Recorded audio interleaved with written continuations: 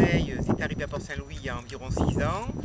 Et on a toujours travaillé sur des questions qui tournaient autour de la culture au sens large, de coopération culturelle et du dialogue interculturel. Il y a deux choses qui frappent. Il y a d'une part le heurt absolument violent entre les grosses installations portuaires, c'est-à-dire qu'on a quand même un des endroits d'Europe le plus équipé en la matière, et puis les zones naturelles. Donc déjà là, il y avait un heurt que je trouvais intéressant à travailler, et ça m'a étonné que personne jusqu'à présent n'ait eu l'idée de mettre à profit cette situation aussi extrême pour développer un imaginaire puissant à cet endroit-là.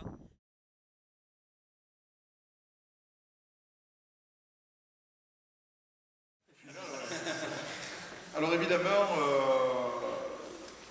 le Delta Noir, on a décidé de faire un salon qui se tourne un peu vers la Méditerranée. Et comment faire un salon qui se tourne vers la Méditerranée sans inviter en premier les Catalans? Je pense que partir d'Allemagne, c'est un peu le père du polar méditerranéen. Mais le père ont des choses bonnes et des choses qui sont si bonnes. Et finalement, moi, Vasquez Montalban, je l'ai découvert pas par ses polars, mais par ses recettes de cuisine. Donc assez tardivement. Une amie un jour me dit, tiens, il y a un type qui vient à Perpignan pour présenter un livre qui s'appelle Recettes immorales.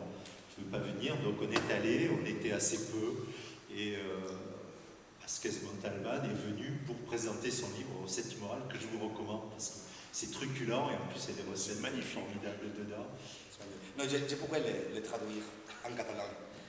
Mais quand tu finis un roman, tu n'as pas la force de recommencer et réécrire ça, c'est trop dur. Ça c'est marrant, parce que vous avez un auteur catalan qui écrit en espagnol, un auteur catalan qui écrit en français, qui s'appelle Tony Hill, qui est plutôt anglo-saxon. Moi je m'appelle Giraudot, qui est vendéen à la base. Donc vous voyez, c'est ça le catalan. C'est pour ça. Alors, pourquoi le Delta Noir? Le Delta, parce que c'est la ville du Delta, Port-Saint-Louis-du-Rhône, puisque Port-Saint-Louis-du-Rhône, on a la chance d'avoir bien côté la mer de l'autre côté du Delta du Rhône. Et puis parce que c'est un territoire qui, pour des gens comme moi qui ne sont pas natifs de Port-Saint-Louis, a toujours déclenché un imaginaire formidable, avec les traces de ce bassin industriel très riche de la ville, et en même temps la Camargue sauvage qui est en face de nous. Donc le Delta Noir, puisqu'on parle de littérature noire, et ça c'est pas moi qui vous en parlais, parce que les auteurs ici présents vous expliqueront les différences entre littérature noire et littérature blanche. Voilà. Alors, mon papa était flamand et ma maman est suisse-allemande, mais j'ai plus pris du côté de ma maman, qui est suisse-allemande. J'ai pris un peu son accent. Alors, mon papa était commissaire de police et ma maman était une bijoutière. Et alors, je me suis donc fait une espèce d'alliance entre mon papa et ma maman et je me suis spécialisé dans le vol de pierres précieuses. Je me réjouis d'être avec vous et qu'on soit réunis autour de cette initiative qui fait preuve d'originalité, comme je vous l'ai dit, parce qu'elle nous rassemble autour du polar et du roman. L'association Les Couteaux Forts, comme a pu le décrire la présidente, est une association qui est intéressée par l'échange autour de la culture. La passion des romans noirs vise un public qui aime le suspense, les mystères, le crime, souvent sordide, la passion désordonnée, la haine et l'ammoralité des personnages. Et cependant, et en aucun cas, elle ne dédaigne la bonne humeur. Et d'ailleurs, vu les acteurs ici présents, je les imagine bien entrer dans ces livres aux histoires sanglantes avec le sourire. Oui, j'ai commencé ma vie professionnelle dans la psychologie. J'ai étudié, je suis diplômé en psychologie, j'ai travaillé sur ça pas beaucoup de temps, 3-4 ans. Et après, la vie m'a mené. Après, tu es rentré dans la littérature? Non. Après, j'ai été professeur. J'étais professeur dans une école pendant 8 ans.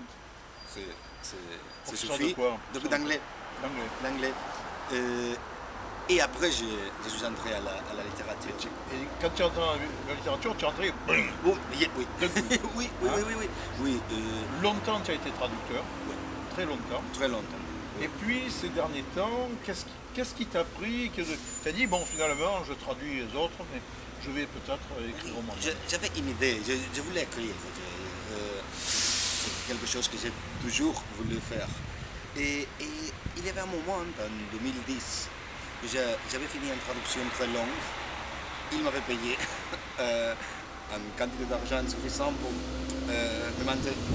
soutenir pendant 6 mois. Et je pense que je peux le faire en 6 mois. Les écrans sont rouges tous les soirs, avec les téléfilms américains, les films policiers, et puis aujourd'hui, cette information permanente, avec ce sang qui coule, et qui nous fascine, sinon on éteindrait la télévision. Eh bien, ça pose une question sur ce qui se passe en nous. La question... Je ne vois pas trop non plus ce que c'est le mal, mais bon, ouais, le bien... Je sais pas. Après, on fait des catégories. Le bien, ça peut être une forme d'ordre, de soumission, etc. Et là, effectivement, ça n'a pas forcément... Ou de paix. Mais la paix, à quel prix? C'est pas forcément ce qui est le plus sympathique. Le mal, ça peut être la violence. Bon, la violence, de temps en temps, de loin en loin, bon, ça... Moi, ce qui m'intéresse, c'est d'écrire votre justice. Et puis, ce qui est intéressant aussi, c'est la générosité des gens, la fraternité, et ça je pense aussi qu'il faut le mettre en exergue. Et notre monde n'est pas fait que d'injustice, donc le bien et le mal, ça se mélange très bien, mais il n'y a pas de blanc de noir, il y a des tas de... On m'a dit que c'était du polar, alors je ne m'en doutais pas du tout. Pour moi, je faisais de la littérature blanche, mais je m'intéressais à tout ce qui nous intéresse, tous les auteurs, c'est-à-dire la vie, la mort, le passage à l'acte, le drame, la violence, etc. Donc voilà, on m'a fait rentrer dans la grande famille du polar, mais je n'imaginais pas du tout que je faisais partie. Chers amis de la poésie. Alors,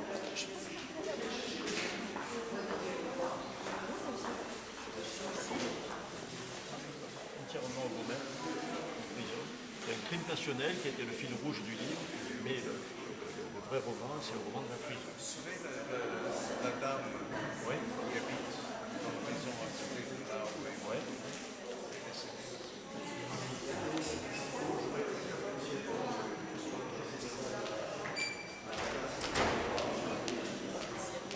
voilà, pour les filles de Lilith. Vous dormez où? En bas, à Algésiras, ou Ah, oui, on part à 3h, 4h. Des fois, je marque en semaine.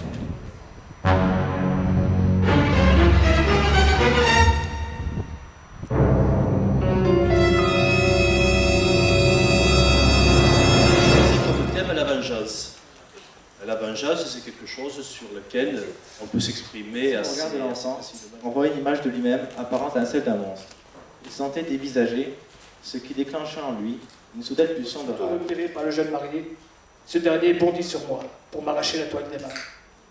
Sauf que les miennes furent plus rapides. Je fis feu. Je veux que le premier meurtre soit parfait. Je souhaite qu'il meure à petit feu. Cette catin avait eu une aventure extra-conjugale aussi brève qu'un battement de cils, dont j'étais le résultat.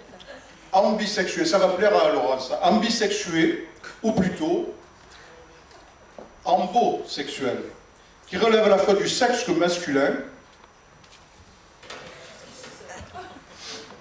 et du sexe féminin.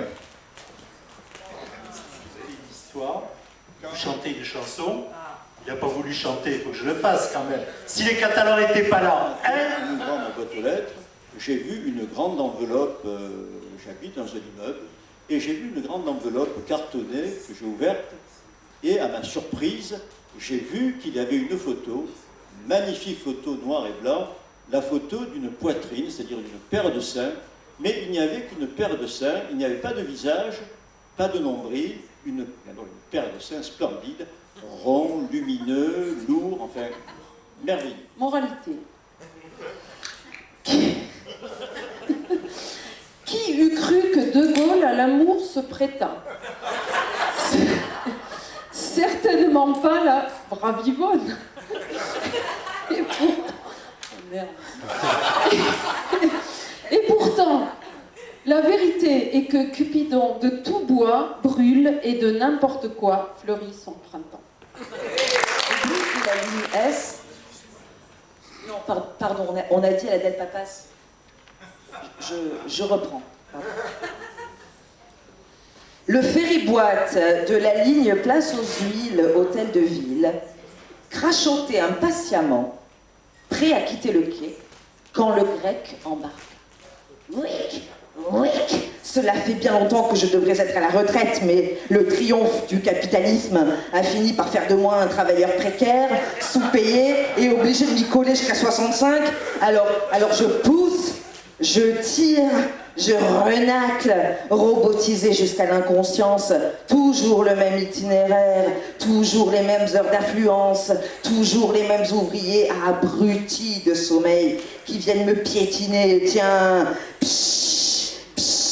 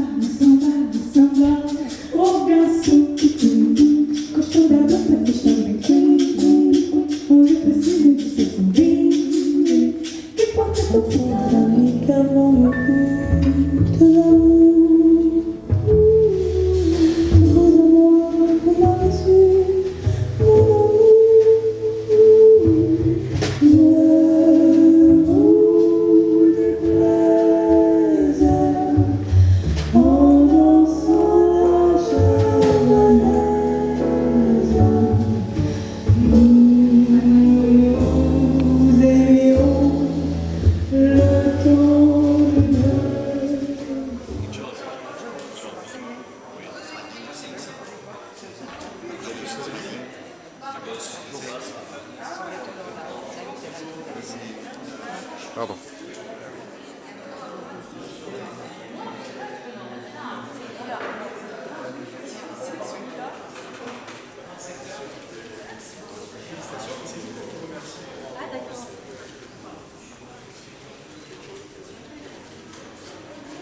Le festival est un moment idéal parce que c'est un moment où on multiplie les initiatives qui peuvent être originales, et c'est le cas de ces festivals, et donc qui permet au plus grand nombre de venir toucher du doigt ce qui est la création culturelle.